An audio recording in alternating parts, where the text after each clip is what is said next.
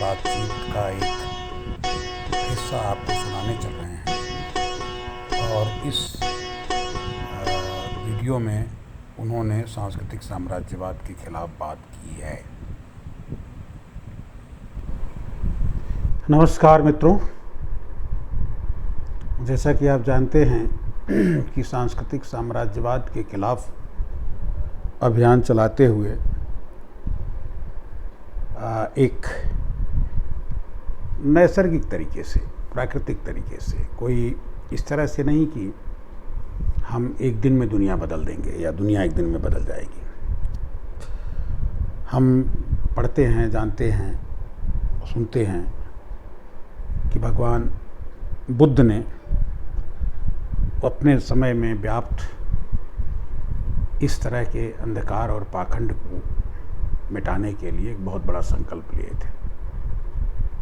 निश्चित तौर पर उनके अंदर नैसर्गिक ज्ञान की उत्पत्ति हुई होगी और उनको लगा होगा कि जो कुछ हो रहा है वह मानवता के विरोध में है, मानवता के खिलाफ है। और मानवता के खिलाफ जब प्रकृति के या परिस्थिति के अनुरूप लोगों को फंसा करके उन्हें एक ऐसा स्वरूप बना करके उसमें डाल दिया जाता है, तो निश्चित तौर पर वह एक सिस्टम धीरे धीरे बन जाता है। हम उस पुरातन इतिहास को दोहराने की बजाय कुछ नए तरह से जो इधर घटनाएं घट रही हैं उनको लेकर के कुछ बात करने की कोशिश करेंगे। लंबे समय से एक आंदोलन चल रहा था जिसमें सामाजिक न्याय और लोगों को सहभागी बनाने का आंदोलन एक शेप लिया था और धीरे धीरे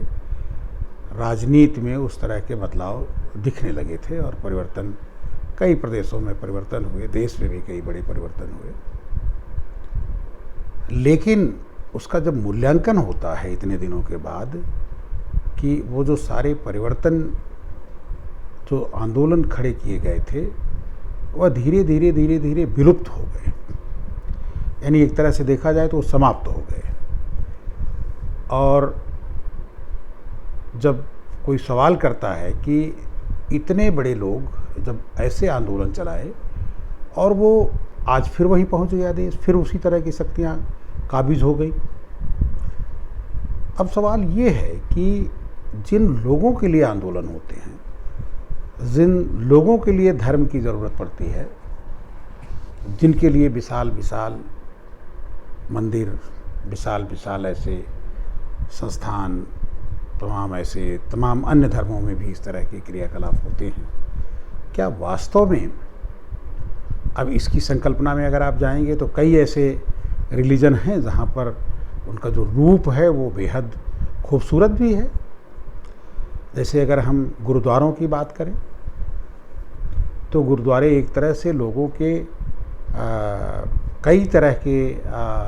तरह से उनका वो सहयोग करते हैं और केवल उन्हीं के धर्म के लोगों का नहीं, विभिन्न धर्मों के लोग उससे लाभान्वित होते हैं। तो अब यहाँ पर हम गुरुद्वारे के और सिख धर्म को अगर देखें तो ये लगता है कि ये धर्म तो बहुत ही ज़रूरी है और इसकी ज़रूरत समय समय पर लोगों को सहयोग करने की प्रवृत्ति है। लेकिन उसी के साथ दूसरे धर्म भी हैं जो केवल शोषण करते हैं और एकाधिकार बनाते हैं और जो समाज का जो स्वरूप है उसमें जो बंटवारा है, जो उसमें जाति, वर्ग, धर्म, वादी आदि का स्वरूप बना करके छुआछूत, भेदभाव का जो पूरा माहौल खड़ा किया गया है, ऐसे में ऐसा लगता है कि ये तो बहुत ही अधार्मिक काम है। तो अब एक तरफ धर्म का वह रूप और दूसरी तरफ धर्म का यह रूप। हम जब इस पर बात करते हैं तो उसके साथ आधार हमारा वही जो दूसरा धर्म का स्वरूप होता है वही होता है, जो सत्य के मार्ग पर, इंसानियत के मार्ग पर सबके सहयोग के लिए ऐसे सेंटर, ऐसे केंद्र की स्थापना की बात करता है जिसमें कम से कम किसी पर राज्य करने की प्रवृत्ति ना हो, सहयोग करने की प्रवृत्ति हो, उसको उस पाखंड से निकालने की प्रवृत्ति हो, उसे लूटने की प्रवृत्ति ना हो। तो ये जो अवधारणा है, ये जो विचार है, यह हमें सच्चे धर्म के अनुयायी होने का एक एक एक एक एक एक तरह से वो प्रेरित करता है। तो धर्म की जो इतनी जटिल व्यवस्था है, जो उसके तमाम जो ग्रंथ हैं, जो रचनाएं हैं, उसको हम देखते हुए और उसमें जब भटकाव की स्थिति आती है, एक ही बात को कई कई तरह से कही जाती है। जो उसका साधारण अर्थ है उसको फिर भिन्न भिन्न तरह से उसको व्याख्यायित किया जाता है। तो मैं किसी का यहाँ नाम नहीं लूँगा, क्योंकि ये जब हम उस पर बात करेंगे तो अलग से बात करेंगे, क्योंकि कुछ भक्तनुमा लोग फिर उस पर आ जाएंगे और वो कहने लगेंगे कि आपने ऐसा क्यों कह दिया, वैसा क्यों कह दिया। वो कहेंगे, वो बाद में उनकी बातें भी हम उठाएंगे, उस सवाल को ले आएंगे। लेकिन मेरा जो अभी जो उद्देश्य है वो मात्र ये उद्देश्य है कि हम किस तरह से उन लोगों को जो सदियों से एक अलग तरह के एक ढांचे में, खांचे में रच बस गए हैं, वो उससे निकलना नहीं चाहते, वो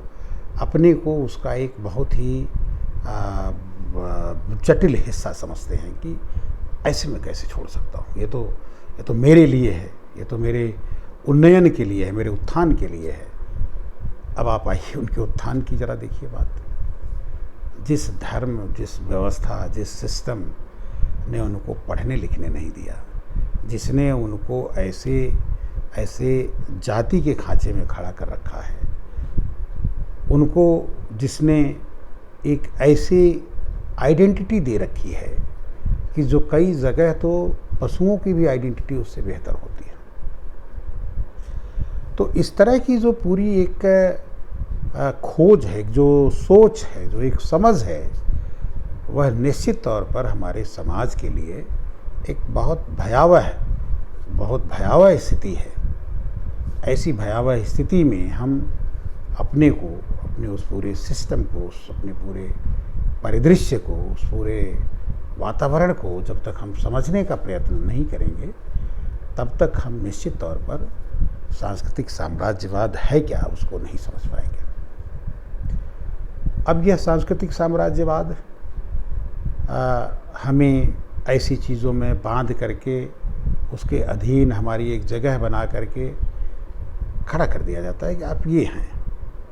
और जो आप ही के बीच से निकले हुए लोग हैं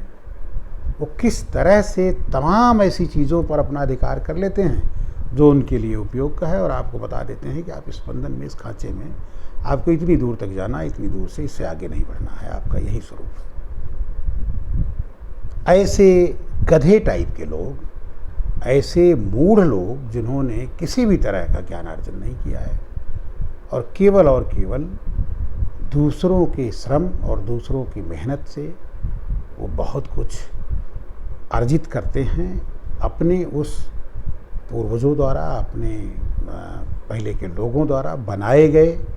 जो षड्यंत्रकारी जो विधान हैं, जो सिस्टम है, जो अवैज्ञानिक हैं, जो अन्याय के रास्ते से बनाए गए हैं, तय किए गए हैं, उनका जब भी वो उनको जब वो अपने लिए इस्तेमाल करते हैं, तो उससे आप अगर उनमें उनको स्वीकार कर लिए तो आप उनके अधीन हो गए। ये हुआ उनका सांस्कृतिक साम्राज्यवाद, जो अवैज्ञानिक है, अधार्मिक है, अज्ञानतापूर्ण है। ज्ञान और विज्ञान ये कहता है कि आप समता, समानता, बराबरी की बात करेंगे। समता, समानता, बराबरी में ऐसा नहीं कि आप किसी को दबाते जाएंगे, आप किसी को उसकी चीज़ों से महरूम करते जाएंगे, उसे बेवकूफ़ बनाते जाएंगे। तो ये ईश्वर क्या है, ईश्वरीय शक्ति क्या है, इन सब चीज़ों को, इन सब बातों को समझना ही बेसिकली